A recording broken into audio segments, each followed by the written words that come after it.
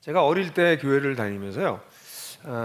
어른들 이렇게 교회 처음 어릴 때는 뭐 교회 별 자세히 안 봤죠. 근데 고등학교 넘어가서 이렇게 좀 교회에 조금 들어가서 보니까 교회 내부적으로 너무 이렇게 분열이 많더라고요. 사람들 사이에 갈등도 많고 성경에서 얘기하는 거 하나 되고 사랑하고 뭐 그러는 공동체하고 너무 거리가 먼 모습이 너무 많았어요. 그래서 도대체 왜 이럴까 어릴 때 그런 생각 참 많이 했고요. 그러다가 중고등부 활동을 좀 하고 그리고 청년부 활동을 하면서 저는 그런 생각에서 우리 청년들끼리 모여서 하면 이런 어려움이 없겠지, 우리는 잘할 수 있을 거라고 생각했었어요. 나름대로 잘했어요. 그리고 공동체를 좀 맛봤어요. 뭐 아주 제한적이고 부분적인 공동체였지만 좀 맛을 보긴 했었습니다. 근데 그런데도 불구하고 우리 굉장히 신경이 쓰이는 일들이 많더라고요. 제 가장 친했던 친구, 지금도 아주 친한 그 친구 목사가 됐는데 그 친구는 사사건건 저하고 문제만 회의만 하면 걔가 부회장이고 제가 회장, 아니 걔가 총무고 제가 회장이었거든요. 회의만 하면 싸워요. 그게 도대체 왜 그러냐? 하여간 아주 친한 친구인데도 불구하고 그게 그렇게 되는 게 너무 힘들더라고요. 그래서 결국은 이제 그 친구가 신학교를 가는 바람에 신학교를 가고 어떤 교회에서 섬기느라고 딴 교회로 옮겨가서 저는 기도해, 주님께서 나의 기도를 들으셨구나. 그래서 그 친구를 옮겨주셔서 나의 이 어려움을 이제 해결하셨구나. 그랬더니 또 옛날에 안 그러던 애가 또 하나 나타나가지고 걔가 그걸 하는 거예요. 그 친구는 지금 의사인데요. 아니 그 친구는 정말 온순하고 저랑 친한 친구였는데 아니 이름을 얘기해도 돼요. 고 모시기가 가고 그랬더니 강 모시기가 들어와서 그 역할을 하더라고. 이게 도대체 뭐냐. 그래서 교회 또 가정 어떤 공동체에서 사람들이 이렇게 다른 사람들이 하나 되는 게 정말 너무 어렵구나라는 거를 어릴 때부터 봤어요. 근데 성경에서는 굉장히 높은 이상을 얘기하는데 이게 가능할까? 그런 질문이 늘 생겼습니다. 가끔 영화 같은 걸 보면 영화에 여러분들 그런 거 영화 있죠? 그런 영화들 뭐 2류, 3류 인생의 운동선수들인데 코치가 이 사람들 하나의 팀으로 만들어가지고 그 거칠고 다른 사람들이 하나의 팀이 돼서 갈등을 넘어가서 결국 하나의 팀이 돼서 뭐 아주 뭐 우승을 한다거나 뭐 이런 거 그런 영화들 있잖아요, 그죠? 또 그냥 별 볼 일 없는 음악가들을 모아가지고 지휘자가 그들을 하나의 아주 아름다운 음악을 만들어내는 그런 영화라든가 그런 영화를 보면 야 저거 참 멋있는데 왜 저런 건 교회에 안 나타나나? 저건 판타지다.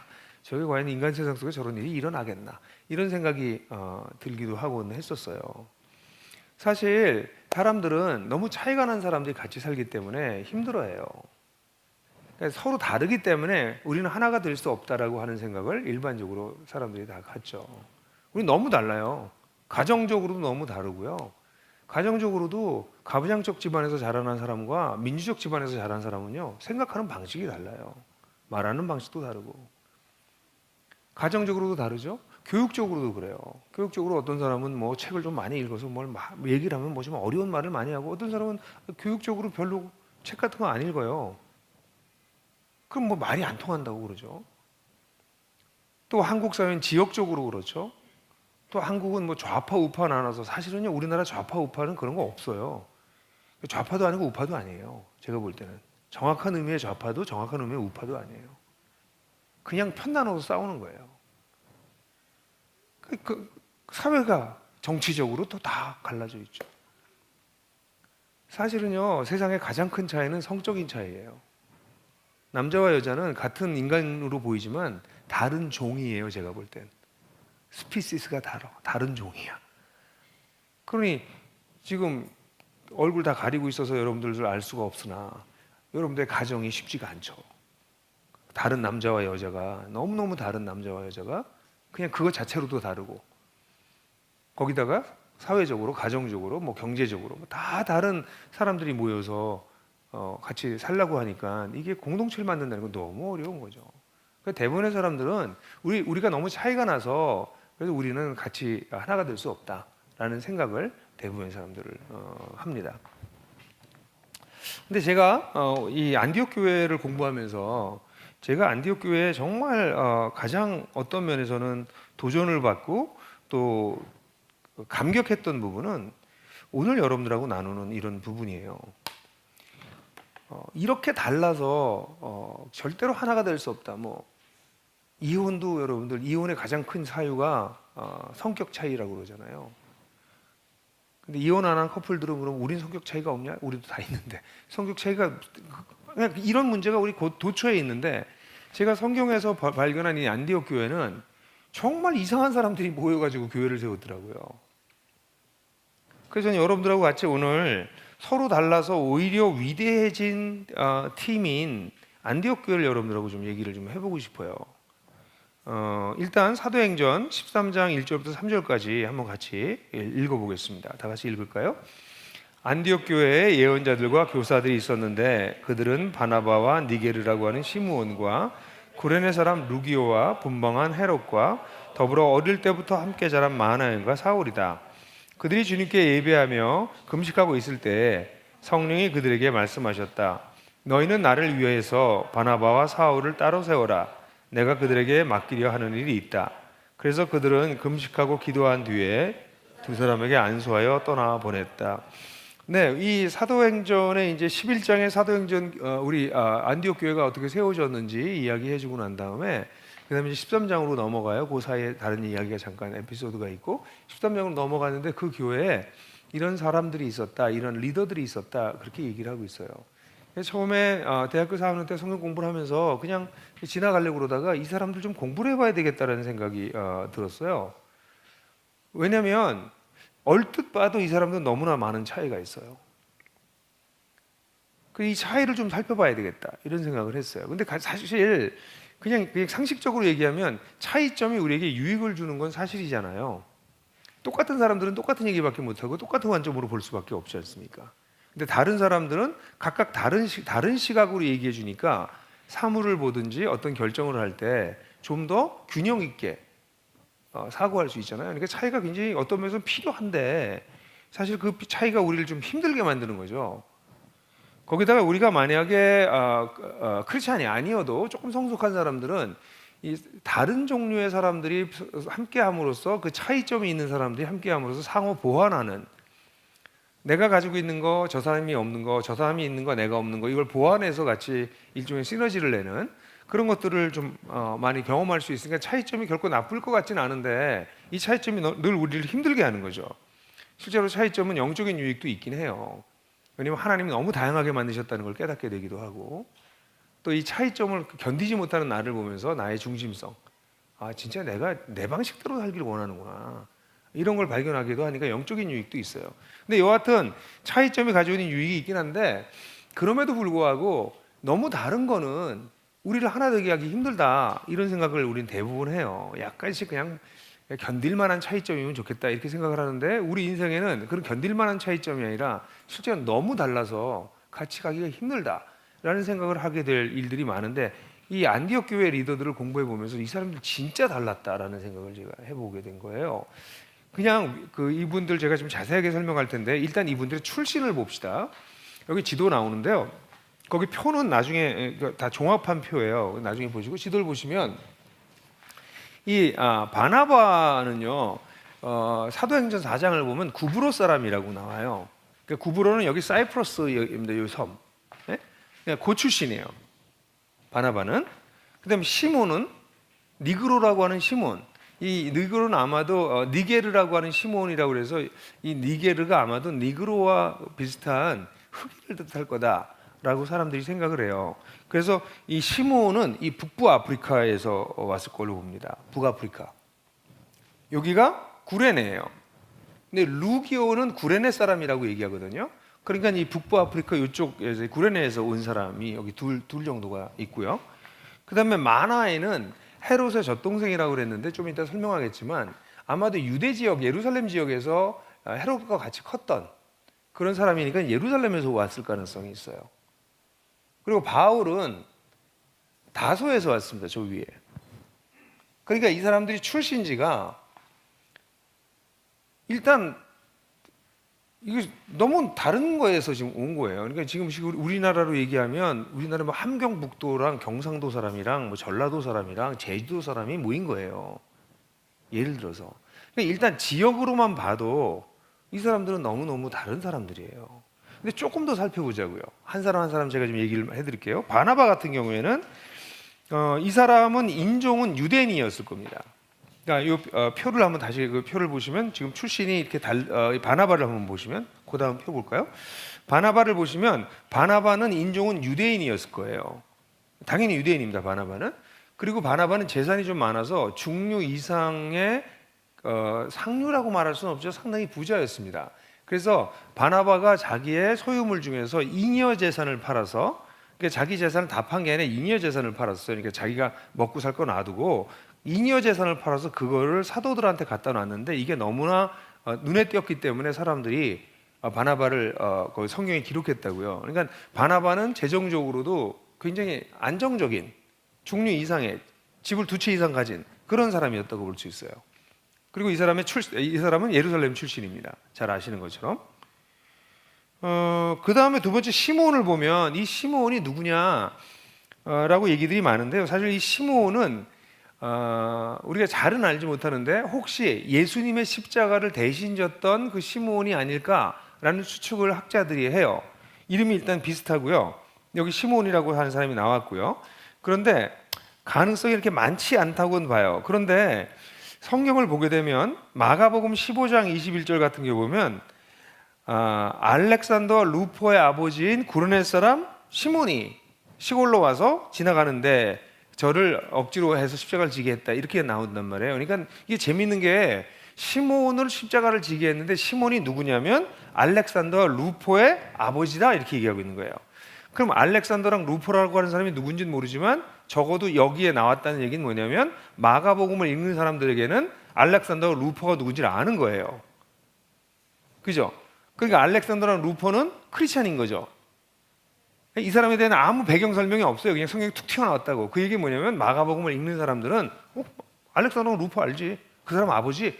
그 사람은 아버지가 시므온이었어. 이 얘기는 시므온이 사실은 예수님의 십자가를 대신 지고 올라가셔서 우리 뭐 학자들 중에 어떤 학자는 예수님의 죽음을 아이 위트니스, 눈으로 목격한, 바로 가까이서 목격한 사람이 시므온이다, 이렇게 봐요. 왜냐면 다 도망갔는데 십자가 끝까지 가지고 와서 예수님 십자가에 못 박는 걸 봤잖아요. 그래서 예수님의 돌아가시는 마지막 모든 사건의 증언자가 이 시몬이었을 거다라고 학자들이 얘기하는데 굉장히 타당성 있는 얘기죠. 근데 그 시몬이란 말이죠, 여기요. 근데 로마서 16장을 보면 바울이 주 안에서 택하심을 위한 루포와 그 어머니에게 문안해라, 이게 루포가 또 나와요, 여기에. 그러니까 같은 루포일 가능성이 있어요. 그래서 이 루포와 시몬의 아버지가 시몬이었을 것이다 라고 학자들이 추측하는데 이건 추측이에요. 왜냐하면 이름은 비슷한 이름이 많기 때문에 꼭 그렇게 말할 수 없는 요소가 있으나 시몬이 예수님이 십자가를 질 때 굉장히 중요한 역할을 하셨고 시몬의 아들들이 루포와 알렉산더로 이렇게 이름이 남겨져 있는 걸로 볼 때는 이 시몬이 그 시몬일까? 라는 생각을 해볼 수는 있는 거예요. 어쨌든 그런데 그래서 이 시몬은 잘 알지 못하면 인종은 흑인입니다. 그리고 아마도 이 사람은 해방된 노예일 가능성이 있어요. 이 사람의 사회적 계층은 정확히 알 수가 없습니다. 근데 아마도 해방된 노예였을지 모르겠다, 이런 걸 추측할 수 있어요. 다음에 루기오로 넘어가 봅시다. 루기오는 이 사람은 구레네 사람이라고 얘기하고 있어요. 근데 이 구레네 사람인데 이 루기오라고 하는 이름은 사실은 헬라 이름이에요. 아주 흔한 이름입니다.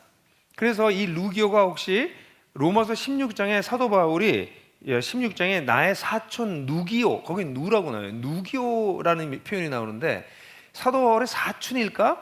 이런 추측을 할 수 있지만 철수처럼 이 이름은 흔한 이름이기 때문에 그게 사도 바울의 사촌이다, 이렇게 얘기할 수는 없어. 그런데 루기오는 적어도 구레네 사람이고 이 사람은 헬라 말을 하는 이름을 가졌기 때문에 헬라인이거나 또는 헬라화된 유대인, 디아스포라 주라고 그러죠. 헬라 지대역에 살았던 유대인일 가능성이 커요. 이 사람은 사회적 계층은 알 수가 없죠, 잘. 그러니까 이 사람은 사회적으로 보면 아마 1.5세나 2세일 가능성이 많아요. 헬라 지역에서 태어나서, 그러니까 우리나라의 코리안 아메리칸이라고 그러잖아요. 미국에서 태어나서 한국애인데 한국말보다는 영어를 더 잘하고 이러는 친구 있잖아요. 물론 유대인들은 어릴 때부터 유대어를 많이 배워서 이 이중 언어를 아주 잘 구사하는 사람들이 대부분이었다고 봐요. 그러니까 어쨌든 간에 이 사람은 1.5세나 2세였을 가능성이 있어요. 자, 그다음 마나엔을 보세요. 마나엔은 이 사람은 헤롯의 젖동생이라고 그랬는데 이 헤롯의 젖동생은 헤롯은 여러분 아시는 거죠? 분봉왕 헤롯이잖아요. 그래서 이스라엘 땅을 나눠서 다스리고 있었던 왕의 그 헤롯은 누구예요? 예수님 십자가에 못 박은 그 왕이에요. 예? 그 왕의 헤롯 왕의 젖동생이라고 하는 것은 이건 여러 가지 의미가 있을 수 있는데 자라날 때 같은 유모로부터 큰 거예요. 같은 유모한테 젖을 먹고 컸거나 아주 가까이서 컸거나 그랬을 때 젖동생이라고 하는 이 단어를 쓴다고 해요.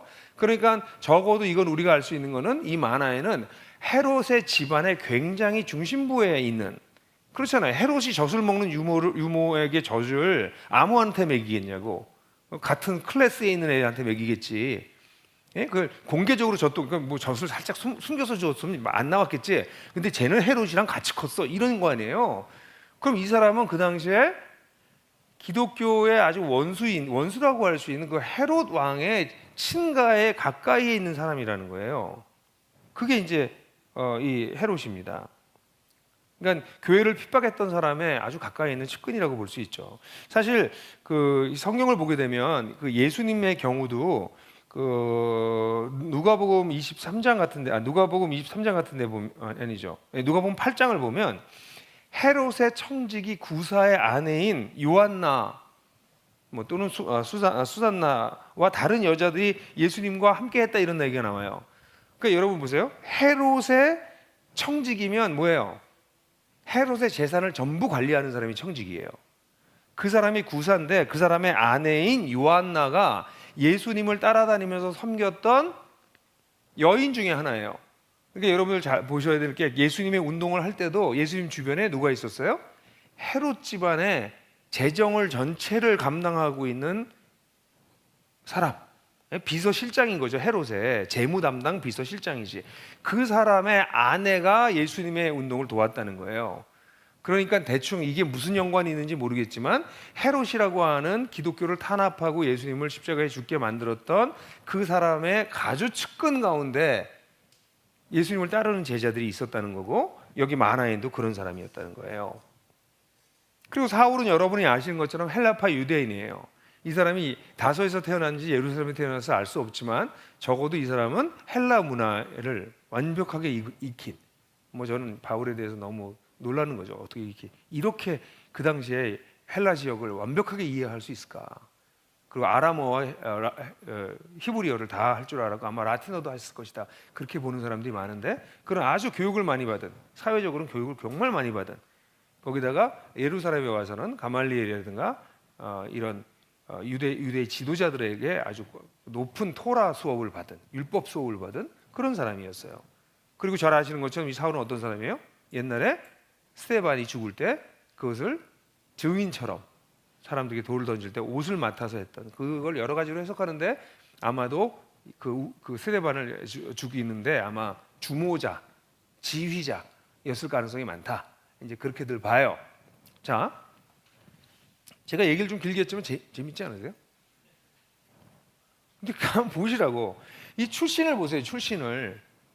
아까 본 것처럼 뭐 함경북도, 경상도, 강원도, 제주도, 전라도 이렇게 모였어요, 사람이. 일단 이것 자체가 굉장히 힘들잖아요. 그래도 다 우리는 한국 사람이잖아요. 근데 이 사람들 인종이 유대인이 있었고요, 흑인이 있었고요, 헬라인일 가능성이 있고요, 루기오는. 그리고 유대인 중에서도 아주 정통 유대인이 있는가 하면 또 어떤 사람이 있어요? 헬라파 유대인이 있어요. 근데 유대인과 헬라파 유대인은 여러분 사도행전에 나오는 것처럼 약간 갈등이 있었다고, 초기에. 그래서 헬라파 유대인하고 정통 유대인하고는 갈등이 있는 그런 관계예요. 근데 그런 사람들이 여기 같이 있는 거죠. 사회적으로도 굉장히 부유한 바나바가 있고, 정치적으로는 당대의 주류라고 할 수 있는 헤롯의 집안에 가까이 있는 마나엔이 있고, 어떤 사람이 1.5세고 어떤 사람은 해방된 노예일지 모르겠고, 어떤 사람은 또 공부를 또 무지하게 많이 한 사람이고, 그 중에 하나 어떤 사람은 과거의 핍박자고. 이게 되겠어요? 여러분 이게 한 팀이 되겠냐고. 아니 마스크 썼다고 정말 아무 말도 안 할 거예요? 아니 생각해 보세요. 우리는 한국 사람들이 비슷한 사람들끼리도 전라도 경상도 나눠서 싸우고 이념 때문에 나눠가지고 밤낮 싸우고, 그런데 이 사람들은 제가 볼 땐 공통점 거의 없어요. 인종도 다, 출신, 인종, 사회적, 경제적, 교육적 다 다른 사람들이 모여 있어요. 이 사람들이 이 교회의 5명의 지도자였다는 거예요.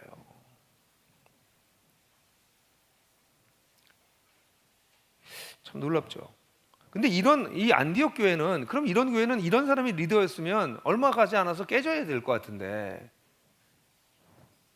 어려움을 겪을 수밖에 없을 것 같은데, 이 교회는, 안디옥 교회는 역사를 보면요 지속적으로 건재해요. 그래서 안디옥 교회는 이 이후에 바울의 1차 전도 여행, 2차 전도 여행, 3차 전도 여행을 서포트합니다. 그리고 난 다음에 사실 안디옥 교회는 성경에서는 많이 나오진 않아요. 갈라디아서에 잠깐 나오고 한 2군데 정도 더 나오지 않지만, 실제로 안디옥에서 마태복음이 쓰여졌을 가능성이 굉장히 높고요.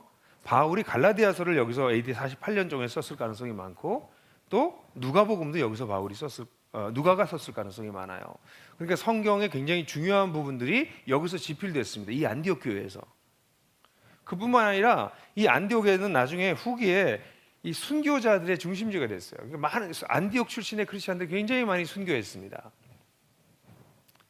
그뿐만 아니라 안디옥 교회는 그 이후에 안디옥 스쿨을 만들어내요. 안디옥 스쿨은 그 당시에 알렉산드리아 스쿨이라고 하는 2개의 학파가 있었는데, 알렉산드리아 학파는 이 북아프리카 쪽의 학파예요. 그쪽의 학자들은 성경을 풍유적으로 해석을 많이 해요. 그런데 이 안디옥 출신의 학자들은 성경을 해석할 때 문법적, 역사적으로 해석한다. 그런데 이게 오늘날 현대 해석자들이 쓰고 있는 방법이에요. 문법적이고 또 역사적으로 본문을 이해하려고 하는, 우리 정성국 교수님 같은 분이 그런 거 하시는 거죠. 네? 그러니까 이 안디옥 학파는 그런 성경을 아주 잘 공부할 수 있는 그런 초기부터 방향을 잡았던 학대예요. 기독교가 공인되고 난 다음에 390년 전에는 안디옥 전체가 기독교화됐다고 얘기해요. 그건 뭐 그렇게 좋은 건 아니에요. 그때 권력으로 그렇게 된 거였기 때문에 그걸 뭐 이렇게 박수 칠 일은 아니지만, AD 390년 정도 됐을 때는 완전히 안디옥에는 다 크리스천이 되고 있어요. 이건 약간 다른 면이 있어요. 그랬다 400년대, AD 400년대 중반에 여기 지진이 일어나고 이슬람이 침공하면서 안디옥 교회는 무너져 사라져요. 역사 속에 사라져요. 그러니까 안디옥 교회가 몇 년 존재했어요? 300년 존재했다고. 제가 나들목교회 얘기하면서 끊임없이 얘기하는 건, 교회를 세우려면 300년 가는 교회 세워야 된다, 그런 얘기를 하는 게 여기서 나온 거예요. 안디옥 교회는 300년 갔다고. 그런데 이 교회를 시작한 사람들이, 여기 중요한 리더들이 이렇게 달랐다고. 하나 되는 게 거의 불가능해 보인다고. 근데 어떻게 이런 교회가, 이렇게 힘든 사람들이, 너무 달라서 하나가 될 수 없었던 사람들이 300년의 교회를 그냥 비실비실하게 살아남은 게 아니라 기독교 역사에 아주 중요한 교부들을 배출하고 안디옥 스쿨을 만들어내고 순교자의 중심이 되고, 이런 교회가 됐냐는 거예요. 신기하지 않으세요? 신기하죠? 저 정말 신기했어요, 성경 공부하다가. 그래서 이런 차이점은 사실은 고통을 가져다주고 아주 불편하고 힘들게 만들어주는데, 이들이 이렇게 후대에까지 영향력을 끼친 것을 바라보면서, 이게 세상에서 얘기하는 그냥 일반적인 조언을 좀 뛰어넘는 뭐가 여기 있겠다, 이런 생각이 들었어요. 여러분, 이게 다른 사람들하고 뭐라고 그래요, 우리가? 서로 존중해. 딴 사람의 의견을 잘 들어. 서로 예의를 갖춰서 말해. 그렇게 얘기하잖아요. 차이가 있을 때. 그게 도움이 돼요. 그죠? 막 심하게 말하는 것보다는 착하게 말하는 게 훨씬 낫죠. 그렇지만 그렇게 존중하고 잘 들어주고 그런다고 이 차이점들이 극복되나요? 잘 안 돼요. 그 다음에 또 이런 것도 있죠. 우리가 남이가, 우리는 한 가족이야. 그래가지고 어떤 배타주의, 딴 사람이랑 우리는 달라, 우리끼리, 그래서 뭉치는 사람들도 많죠. 근데 그 사람들 속에서도 또 문제가 생기지. 회사 같은 데서는 이런 거 하나 되게 하기 위해서, 다른 걸 이기기 위해서 사명선언서 같은 거 써요. 미션 스테이트먼트. 우리 회사의 사명은 뭐냐? 이게 써. 그렇다고 그 안에 분규가 없나? 이런 조언들이 있는데, 이런 조언들로 이 사람들이 하나 된 것 같지 않다는 거예요. 그럼 이 사람들은 왜 하나 됐냐? 그 하나됨의 비밀이 여기 나와요. 이 비밀은 딱 단어 한자에서 나오는 것이지만, 여러분들 안디옥 교회에 이러이러한 사람들이 있었는데 2절에 보면 그들이 주님께 예배하고 금식하고 있을 때라는 말이 나와요. 거기 주님에다 동그라미를 빨리 치셔야 돼요. 왜냐하면 여러분들이 지난번에 성장의 비밀을 아는 사람들을 얘기할 때 그 성장의 비밀의 아주 중요한 단어가 뭐였어요? 주님이었죠. 주님의 은혜를 알아보고 주께 붙어 있으라라고 말하고, 그죠? 주님의 손이 함께하고, 그래서 결국은 그 주님의 이름인 그리스도인이라는 이름을 받게 되고, 그래서 사람들이 성장하게 된 핵심이 그 주님에게 있었잖아요. 여기서도 사실 이 팀이 이렇게 달라서 결코 하나 될 수 없었던 사람들인데, 이들이 하나 될 수 있었던 것은 바로 이 단어에 있어요. 주님이라는 단어. 사실 공통 분모를 갖는다는 것은 무지무지한 힘을 가져요. 공통 분모. 그래서 사람들이 비슷한 사람들끼리 모여서 공통 분모를 찾는 거거든요. 끼리끼리 모이는 게 그래서 그렇거든요. 근데 그 공통 분모가 하나님이 되시면 이건 무시무시한 힘을 갖게 되는 거죠. 그러니까 말로 하나님이 아니라 진짜 하나님이 되시면, 이 사람들은 진짜 하나님이 됐을 가능성이 많아요. 진짜 하나님을 주님으로 여기는.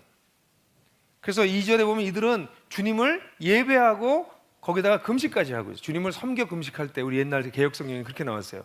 여기 우리 세번역에서는 예배했다라고 좀 번역을 아주 과하게 했는데, 뭐 예배했다고 해도 괜찮아요. 근데 이들이 모여가지고 뭐 했어요? 그 주님 앞에서 금식하고 있었어요. 왜요? 무슨 일이 있었어요? 뭐 예배당을 신축해야 됐나? 뭐 그런 거 아니었어요. 주님의 뜻을 헤아리기 위해서, 그냥 주님을 예배하기 위해서 지도자들이 모여서 주님을 예배하고 있었어요. 이게 거의 이 안디옥 교회의 가장 중요한 열쇠라고 보여져요. 그래서 안디옥 교회가 우리같이 너무 다른 사람들이 모여서 뭔가 공동체를 하려고 하는 사람들, 제가 얘기하는 건 교회만이 아니에요. 여러분 가정도 마찬가지예요. 가정과 교회를 두 가지를 가지고 제가 특별히 오늘 좀 말씀을 드릴 건데, 왜냐면 우리에게 가장 중요한 공동체가 가정이고 또 하나가 교회잖아요. 그럼 가정과 교회가 다 달라가지고 서로 힘들어하고 이러고 있는데, 여기에서 이 안디옥 교회가 우리한테 뭔가 조언을 해줄 거예요. 그 첫 번째 조언은 우리 모두가 그의 팬클럽이 되라 이거예요. 여러분 여기 주님이 저는 여기 이걸 가장 좀 쉬운, 좀 천박한 예를 여기서 들어드리는 건데요. 주님을 섬겨서 금식하고 있었다는 얘기는 뭐냐면, 그분이 그들의 모든 관심사의 전부인 거예요. 오늘날의 종교는 이게 과거의 종교는 그렇지 않은데, 오늘날 종교는 어떻게 됐냐면, 종교가 우리 생활의 일부예요. 네? 생활의 일부예요. 여러 생활 중에서 일부일 뿐이야. 근데 이 어떤 팬클럽에 빠져 있는 사람들은 늘 그 스타, 예? 그 스타 생각만 해. 어떻게 하면 그 스타를 기쁘게 할까? 그 스타가 어디로 이동했대? 예? 우리 BTS가 이번에 성공한 것도 그런 뭐죠? 아미, 그죠? 그 팬클럽을 온라인을 통해서 잘 활용했기 때문이라고 그러잖아요. 근데 정말 걔네들이 정말 대단한 헌신을 하거든요. BTS한테 늘 그 스타를 생각하고 있는 거죠. 그래서 제가 팬클럽이라고 얘기했어요. 이 천박한 예를 든 걸 용서해 주세요. 아니, 기독교가 주일날 와서 잠깐 이렇게 예배드리고 가는 거는 그냥 오늘날 종교고요. 성경에서 얘기하는 종교는 그런 게 아니에요. 그들의 삶 전체를 포괄하는 거야. 그들의 삶에 늘 생각하는 게 그게 종교예요. 그게 고대 시대의 종교였어요. 그러니까 여기서 내가 팬클럽이라고 했지만, 이 얘기는 이들은 늘 주님을 생각한다는 거예요. 이 릴리전이라고 하는 단어의 라틴어가 그 단어 자체의 뜻이 묵다라는 뜻이에요. 묵다. 그러니까 다양한 삶의 영역들을 한꺼번에 묶어버리는 게 종교라고요. 그냥 주일날 와서 예배드리고 경제생활은 따로 하고 가정생활은 따로 하고 직장생활 따로 하고 이런 게 아니라, 그들 중에 하나가 아니라 직장생활, 가정생활, 경제생활, 내 문화생활, 내 사생활, 아무도 모르는 그 부분까지 다 묶어버리는 게 종교라고. 이들은 예수님을 그렇게 믿었어요. 우리가 이렇게 다른데도 불구하고 하나가 될 수 있는 유일한 방법은 이 예수가 우리를 묻게 만드는 것이에요. 말로 예수 예수 하는 게 아니라, 그래서 이들이 별 다른 일이 없는데도 주님을 예배하면서 금식까지 하고 있는 거예요. 그 예수가 그들을 지배하기를 간절히 원하기 때문인 거죠. 이런 사람은 정말 이런 사람들을 볼 때 주님이 너무 기뻐하실 것 같아요. 사실 그 팬클럽들이 사실 그 스타들을 살게 해주잖아요.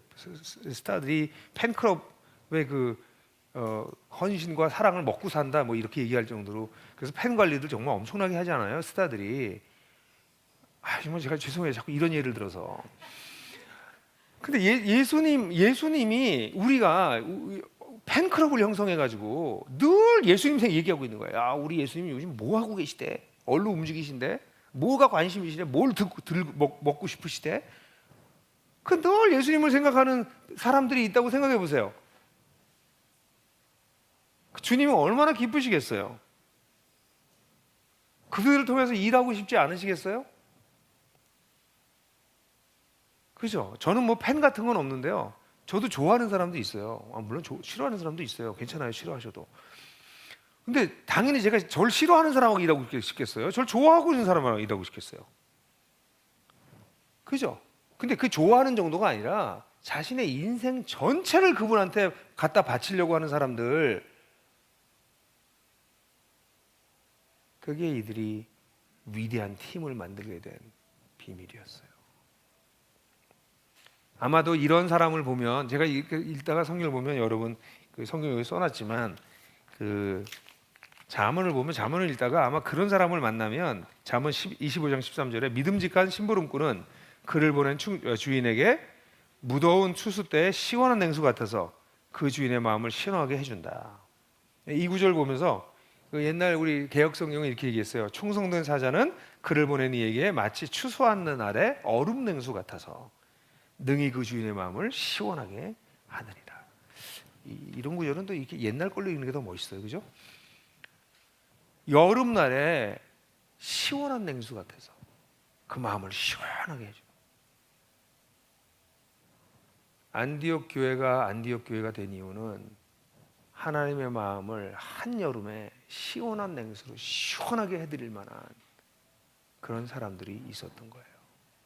그들의 탑 프라이어리티는, 그들이 하는 가장 중요한 일은 그들 하나님을 예배하는 것이었어요. 그분의 뜻이 무엇인지 살피기 위해서 그냥 예배하는 것도 모자라서 금식까지 하면서 예배했어요. 그러므로 안디옥 교회가 우리에게 주는 조언이 있다면 그거는 팬클럽이 되라는 거예요. 가정이 살아남고 정말 온전한 되려면요, 대부분의 가정들은요, 시간이 지나면 힘에 의해서 권력 구조가 형성돼요. 누가 누구를 뭐 예전에는 남자가 많이, 근데 요즘 꼭 남자가 아니더라고요. 참 다양한 일이에요. 그래도 여전히 남자가 좀 우위에 있는데, 또는 돈을 많이 버는 사람이든지 경제력을 가진 사람이든지 누군가가 이게 힘의 권력 구조가 생겨요. 그럼 거기는 늘 행복하다고 말하지만 누가 행복하다고 그래요? 그 보스가 행복하다고 그래요. 예? 예를 들어서 뭐 우리 어떤 부부를 만나서 뭐 얘기하다가 그 집안 좋죠? 그러면 우리 집 좋아요. 근데 옆에 있는 아내 얼굴은 어두워. 뭐 그런 일을 자주 봐요. 예? 거꾸로가 될 때도 있어요. 아내가 막 우리 남편은 너무 행복해요. 근데 남편은 풀어주고 있어. 힘 관계가 있는 거지. 아니면 거기서 이제 싸움이 더 안 되려면 일종의 계약 관계가 형성돼야 돼요. 서로 너 이만큼 해, 나 이만큼 해. 요거 지켜. 그런 건 위대한 팀이 될 수가 없어요. 근데 만약 부부가 둘 다 예수님을 정말 주인으로 삼아서, 주님의 뜻이 뭘까? 어떻게 하면 우리 주님을 더 기쁘게 할 수 있을까? 그거를 늘 같이 이야기하는 주 관심사인 부부라면 얘기는 굉장히 달라지지 않을까요? 달라지죠. 부부간에 있는 수많은 갈등의 문제를 해결할 수 있죠. 내 의견이 오라 네 의견이 오라고 밤낮 싸우는 게 부부인데, 이들은 주님의 의견이 뭘까? 주님의 뜻이 뭘까? 라고 묻게 된다는 거죠. 이건 다른 종류죠. 교회도 마찬가지예요. 교회가 왜 깨지냐면 주인 노릇하는 사람이 자꾸 생겨서 그래요. 교회의 주인은 딱 한 명이에요. 그 문제는 우리가 경쟁을 한다면 충성 경쟁을 하는 거지, 그분께. 만약에 우리끼리 경쟁을 할 건 하나도 없는 거죠. 우리들이 의견이 달라요? 괜찮아요. 다르는 게 당연해요. 근데 주님은 무슨 생각을 하고 계실까? 그걸 묻는 사람들이 예수님을 주님으로 정말 여기고 살아가는 사람들이라는 거죠. 그뿐만 아니라 어떤 문제가 생기면 리더들은 모여서 주님의 뜻을 물어요. 저는 이번에 코로나19를 맞으면서 제가 우리 5교회를 다 이렇게 보고 있어요. 근데 옛날처럼 5교회 제가 막 개입하지 않아요. 그렇게 하면 안 되니까. 근데 제가 우리 대표 목사님들하고 그런 얘기를 나눴어요. 이번에 코로나를 겪으면서 리더들이 모여서 이 코로나 문제를 어떻게 대응할 건지 기도했냐. 우리가 정부 시책 따르는 사람이에요? 이 코로나19가 우리 교회에 끼칠 영향이 어떤 것일까? 코로나19가 우리 그리스도인의 영적인 삶에 어떤 영향을 끼칠까? 모여서 기도하고 생각해보고 고민하고 그것들을 하셨어요? 제가 대표 목사님들에게 전 그걸 물어야 되는 사람이니까 묻죠. 왜 우리가 예배를 안 모였어요? 보세요. 코로나가 걸릴까봐 무서워서 예배를 안 오는 거와 내가 전염의 매개자가 될 위험성이 있기 때문에 그래서 교회를 안 나오는 거는 똑같아요. 근데 동기는 다르다고. 하나는 두려움이고 하나는 사랑이에요. 다른 사람들은 다 내가 매개가 되는 게 두려워서 안 나와라고 얘기하지만 과연 그랬을까? 많은 사람들 속에 두려움이 일상생활을 지배하고 있거든요. 그럼 교회 안 나온 것도 두려워서 안 나온 거지 사랑 때문에 안 나온 게 아니라고. 그러니까 예배를 이렇게 안 드리고 우리가 온라인으로 예배를 드리고 있을 때 지도자들은 모여서 우리 성도들이 사랑으로 행하게 만들어야 된다. 두려움도 있겠지. 이게 문제는 두려움을 제거시켜 나가고 사랑이 강화돼서 두려움이 자리 잡지 못하게 만드는 게 기독교라고. 어느 날 갑자기 다 사랑으로 나는 안 걸려도 안 무서워 뭐 이런 거 아니라고요. 그건 다 잘못된 거야. 두려운 게 당연하지.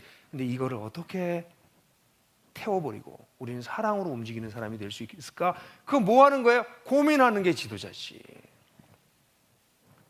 그러니까 교회의 한 공동체를 세우는 리더들은 우리의 안테나가 계속해서 어디에 가 있는 거예요? 그분에게 가 있는 거야.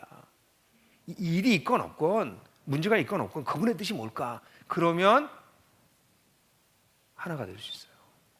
이 위대한 공동체가 형성될 수 있는 거예요. 여기서 저는 우리 목사님들하고 만나서 얘기하지만 이번에 코로나19로 인해서 얘기들을 많이 해요.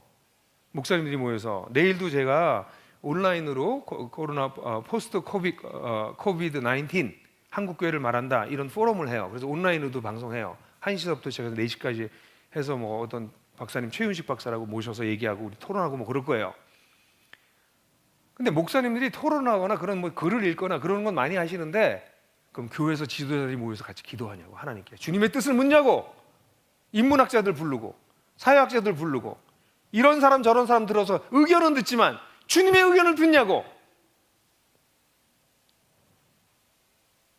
이게 되게 중요한 거예요. 안디옥 교회가 살아남을 수 있었던 건 그거예요. 한국에 수많은 공동체 운동이 일어나지만 결국 무너지는 이유는 거기 대장들이 가지고 가서 그래요. 거기 대장이 다 있어. 주님을 얘기해. 근데 주님이 그들을 묶어주는 분이 아니에요. 사실 그들의 이데올로기의 이용자지, 상징이지. 그러니까 공동체 많은 운동들이 한 세대를 지나가지 못하고 무너져요. 어떻게 300년 된 교회가 가능하냐고요. 그거는 유일한 거야. 그 주님께 집중하는. 팬클럽이라고 얘기한 건 너무 좀 촌스럽지만 그렇게 될 때예요. 그렇게 되면 두 번째 어떤 일이 벌어져요? 서로 다른 우리가 함께 있게 될 때 거기에 하나님께서 뜻을 보여주세요. 뜻이 있어요. 생각해 보세요.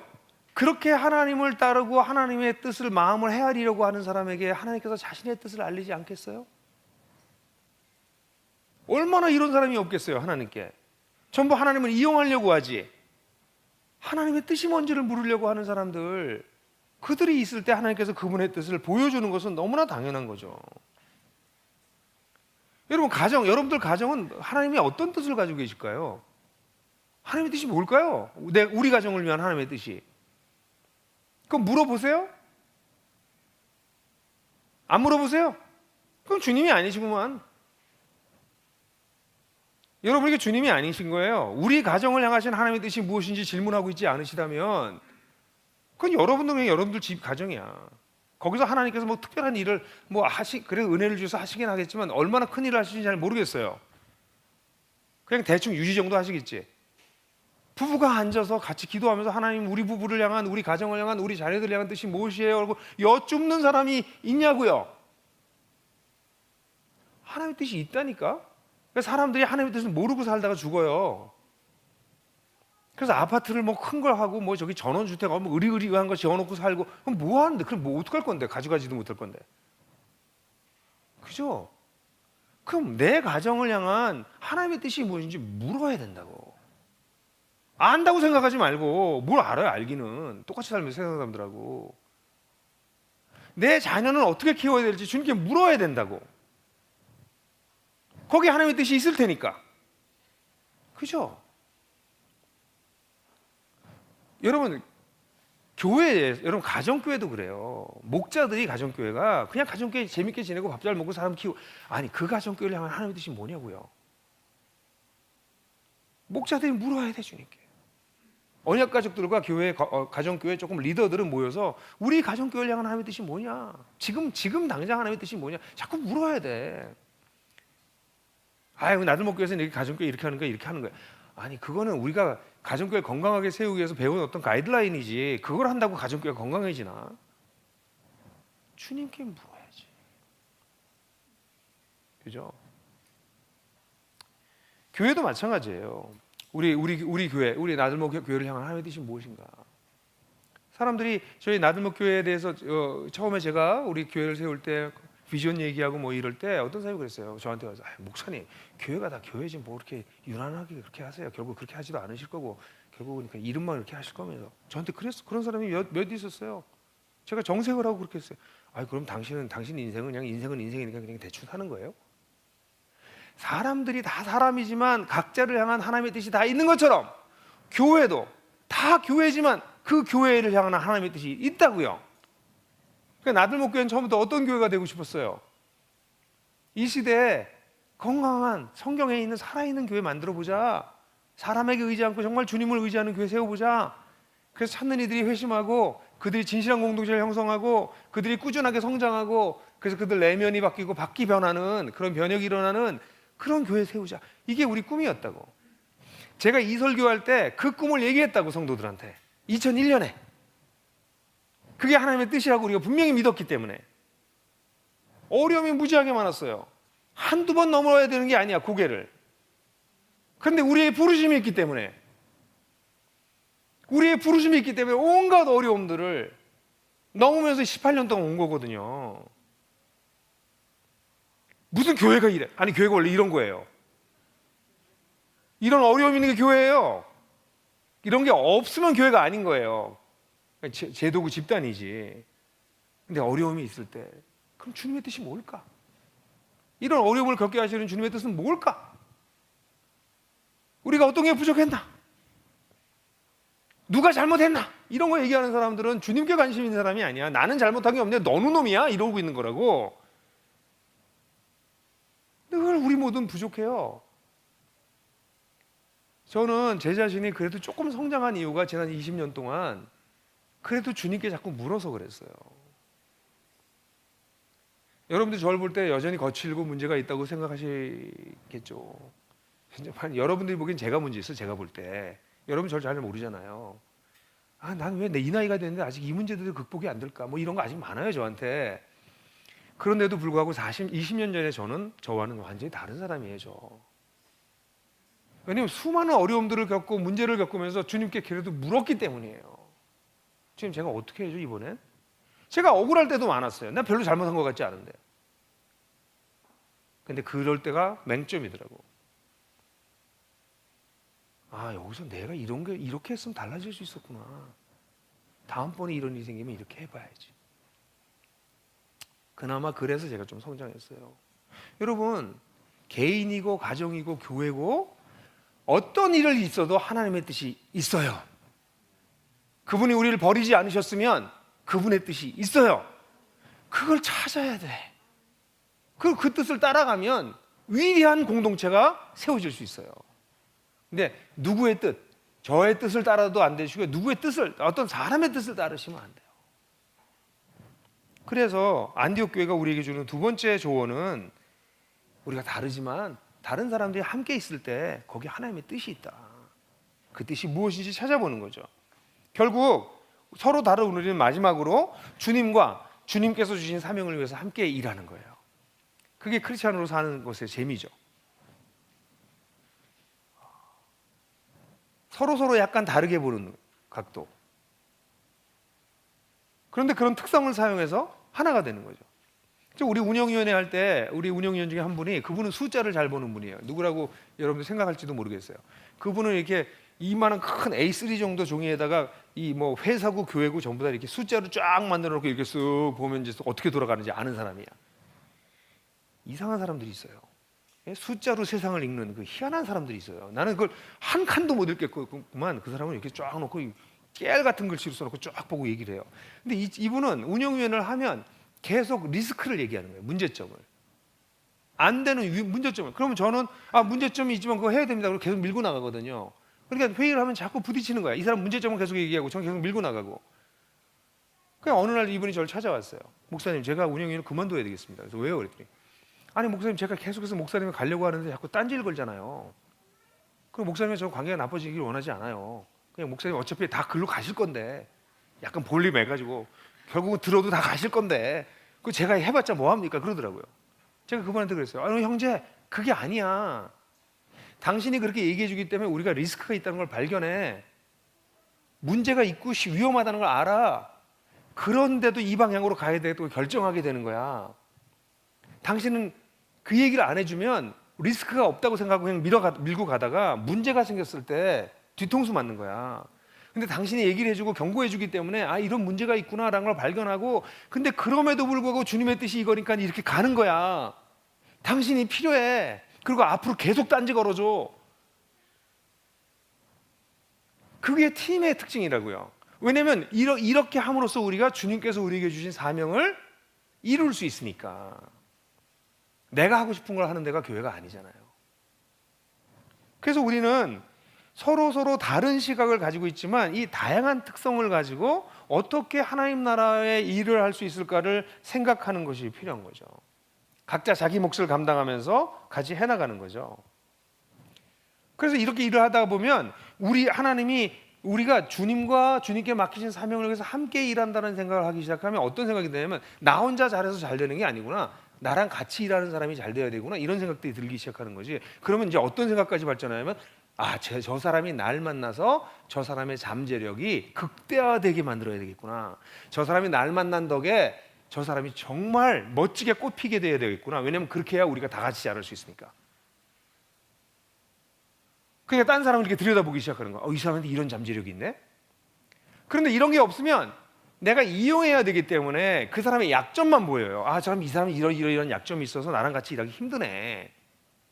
근데 하나님이 우리한테 어떤 사람을 붙여주셨으면 그 사람 속에 있는 강점을 어떻게 최대한도로 발현시킬 수 있을까, 그걸 고민하는 게 주님과 주님께서 맡겨주신 사명에 헌신한 사람들의 특징이에요. 쉽진 않아요. 왜냐면 어떤 때 정말 답답하거든요. 진짜 마음에 안 들거든요. 사실 제가 이 설교를 하고 18년 지나는 동안에 저랑 같이 일했던 사역자들이 진짜 마음에 안 들었어요. 근데 지금 제가 그들을 정말 사랑해요. 저랑 동역한 사역자들이 가장 짧게 사역했던 사람이 12년이었어요. 교회가 마무리될 때 제일 오래 일했던 사람 보통 17년, 18년이었고 20년 일하는 사람도 있었어요. 저랑 같이. 초기에 정말 마음에 안 들었어요. 그들도 아마 제가 마음에 안 들었을 거예요. 근데 저는 그들 속에 잠재력을 봤어요. 거칠고 사역자로 준비도 되어 있지 않았고 너무 세상적이었지만 그들 속에 잠재력이 있었어요. 그래서 꿈꿨어요. 저들이 정말 멋진 사역자가 되게 내가 도와야 되겠다. 근데 여러분들 제가 자랑스럽게 얘기하잖아요. 지금 그분들이 더불어 함께 교회 여러 곳에 서 있잖아요. 기둥같이 서 있잖아요. 왜냐하면 우리가 주님을 섬기고 있고 주님께서 우리에게 주신 사명이 있기 때문에 나 혼자 잘한다고 되는 게 아니라 내가 마음에 안 들고 부족해 보이는 사람 속에 있는 잠재력까지 같이 끌어내서 이것이 맥시마이즈 되면서 이게 한 팀으로 하나님이 우리에게 맡겨주신 일을 해내는 거죠. 얼마나 멋집니까? 그래서 이렇게 하게 되면 서로가 서로에 대해서 굉장히 민감해지게 돼요. 그리고 단점을 자꾸 막아주게 됩니다. 왜냐하면 그 사람의 단점이 강화되면 우리 팀이 약화돼요. 그죠? 우리를 향하신 하나님의 뜻이 있는데 그 사람의 단점이 자꾸 강화되고 자꾸 드러나잖아요. 그럼 우리가 전체로 약화되거든. 그럼 어떻게 돼요? 이 단점을 막기 위해서 우리가 막 애를 쓴다고. 그 보완하기 위해서 애를 쓴다고요. 그러면 이제 이 다른 종류의 공동체가 여기서 세워져 나가기 시작하는 거죠. 저는 여러분 이걸 가정에다가 잘 적용하셔야 됩니다. 부부들이 이렇게 어느 정도 성숙한 부부들은 공통적으로 보면 서로에게 되게 고마워해요. 당신 나 만난 거 다행인 줄 알아. 이렇게 얘기하는 사람일수록 다 그 집에 문제가 있어. 그죠? 여러분 그런데 그렇게 얘기하는 분 계시면 집에 가서 빨리 회개하세요. 당신 나 만난 거 다행인 줄 알아. 이렇게 얘기하는 게 아니라 내가 당신 만난 게 너무 복이야. 나 당신 때문에 사람 됐어. 뭐 영화에도 그런 거 많이 나오죠. You made me complete. 뭐 이렇게 그 영화의 대사에 그런 거 나오잖아요. 당신이 나를 완전하게 했어. 뭐 이렇게 하잖아. 진짜 나 당신 만나 너무 다행이야. 그 사람들이 위대한 가정을 만드는 사람들이에요. 아내와 남편이 서로. 거기서 더 나가서 이제 아이들이 태어나거든요. 그럼 아이들, 야 어떻게 내 배 우리한테서 이런 놈이 나왔냐? 대부분 그런 애들이 좀 있죠. 예? 뭐 이런 게 나왔냐? 근데 같이 자라가다 야 얘가 우리 가정을 온전하게 만드는구나. 얘 때문에 우리가 또 배우는 거에 많구나. 그래야지 이놈의 자식들 어려가지고 요즘 젊은 것들이 말이지 이렇게 하면 안 되는 거죠. 나이 든 우리 부모가 아이들을 보면서 얘 속에 있는 하나님의 일하심이 뭔가, 얘 때문에 우리가 얼마나 변할 수 있었던가. 그러지 않아요 사실? 우리 부모가 성숙한 거는 우리 아이들 때문 아니에요 사실? 아이들이 아니었으면 우리가 인간이 됐을까? 우리가 애를 키웠어요? 내가 볼 때는 애들이 우리를 키우는 것 같은데. 그렇다고 거기 있는 애들 나 집에 가서 엄마한테 우리가 당신들을 키우는 거야 그러지 마. 응? 그러니까 가정에서도 남편과 아내가 아이들에게 서로 배우고 서로 하나의 우리를 향하신 하나님의 뜻을 찾아가는 그런 과정을 간다면 가정이 얼마나 재밌겠어요? 그죠? 교회도 마찬가지죠. 교회 속에 있는 여러 다른 우리의 은사와 배경과 장점과 단점을 다 가지고 있는 사람들이 장점이 발현되고 단점을 약화시키는, 보완해주는 그런 팀으로 자꾸 발돋움해 나가는 게 얼마나 안 돼. 근데 이게 쉽게 될까요? 안 돼요. 왜 안 될까? 나는 내 뜻대로 하고 싶은 마음이 있는 거예요. 끊임없이. 왜 이 교회가 이게 됐냐면 그들은 이슈가 있지도 않았는데 지도자들이 모여서 주님을 섬겨서 금식해서 예배하고 있었어요. 예배가 왜 필요해요? 왜 예배를 꾸준하게 이슈가 없어도 계속 드려야 돼요? 우리가 그 예배를 통해서만 우리가 가지고 있는 이 자기중심성이 극복되고 하나님의 뜻으로 우리가 얼라인되고, 그래서 우리가 잘못 생각하고 잘못 행동할 수 있는 것을 막아주고 잘못한 걸 깨닫게 해주시고 그것을 보완하고 새롭게 해주시고 하기 때문에 그래요. 저는 나들목 교회를 세우면서 그런 꿈 꿨어요. 그런 교회가 되면 탁월한 리더가 없어도 부족한 사람들이 모여서 서로 보완하면서 교회를 세울 수 있을 것이다. 그리고 제가 교회 사역을 하고선 18년 사역을 하고 빨리 교회를 내려놨잖아요. 내려놓은 이유가 뭔지 아세요? 다 이런 메시지 때문에 그래요. 저도 제 얘기하기 죄송해요. 그러니까 뭐 저도 계속 교회 목회하고 싶죠. 수천 명 모으는 목사 하고 싶은 마음이 왜 없겠어요? 그런 것도 있어요 뒤에. 너무 이제 천박하게 보이긴 하지만 그런 마음도 있어요. 근데 제가 빨리 내려놓은 이유 중에 하나는 제가 꿈꾸는 교회는 그냥 보통 사람들이 세우는 교회예요. 탁월한 사람이 있어야 되는 교회가 아니라 보통 사람들이, 주님께 헌신된 사람들이, 주님을 섬겨서 금식할 줄 아는 사람들이, 그들이 세우는 교회가 진짜 교회다. 똑똑하고 탁월하고 많이 가지고 많이 배운 사람들이 모여가지고 지네들끼리 잘난 척하면 장기자랑이지 그게 무슨 교회냐고요. 근데 이 안디옥 교회를 보면서 저는 그게 꿈꿨어요. 야, 정말 이렇게 다른 사람들이 하나가 될 수 있구나. 나들목도 그런 교회가 됐으면 좋겠다. 그리고 지금 5개의 교회로 나뉘어졌잖아요. 다 몸살들 앓으면서 막 가고 있어요. 그게 정상이에요.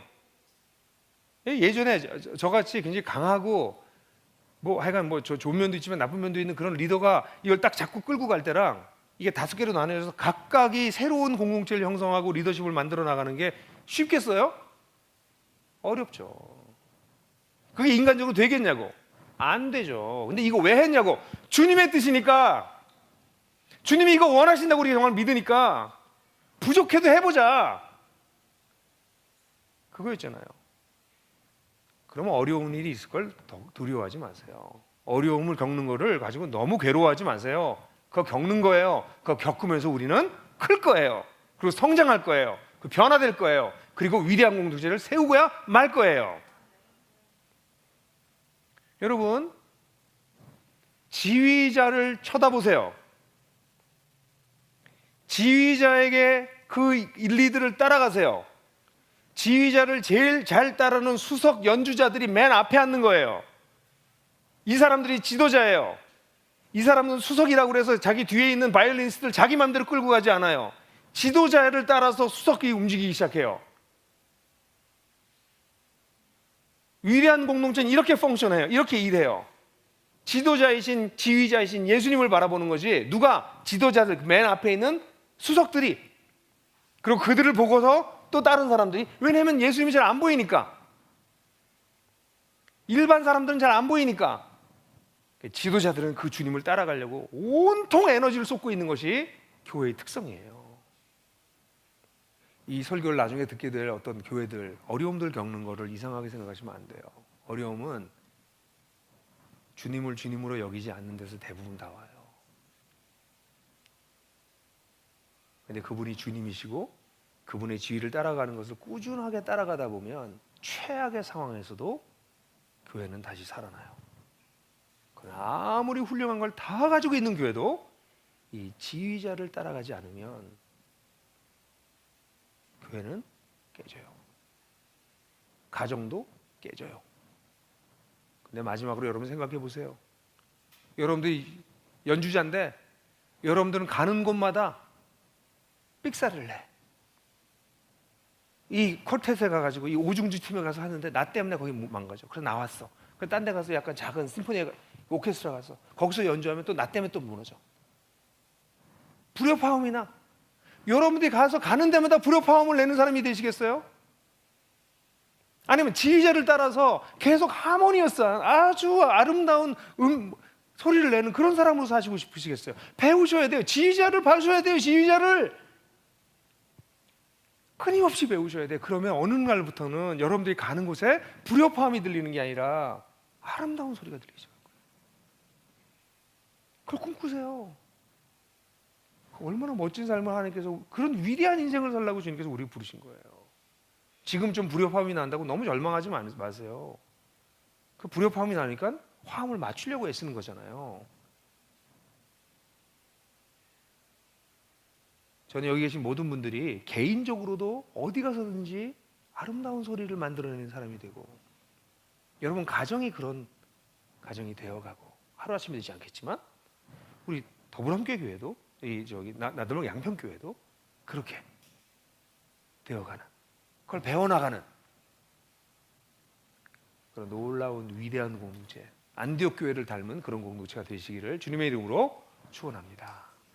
네, 같이 1분 동안 하나님께서 우리에게 주신 말씀이 무엇인지 묵상하도록 하십시다.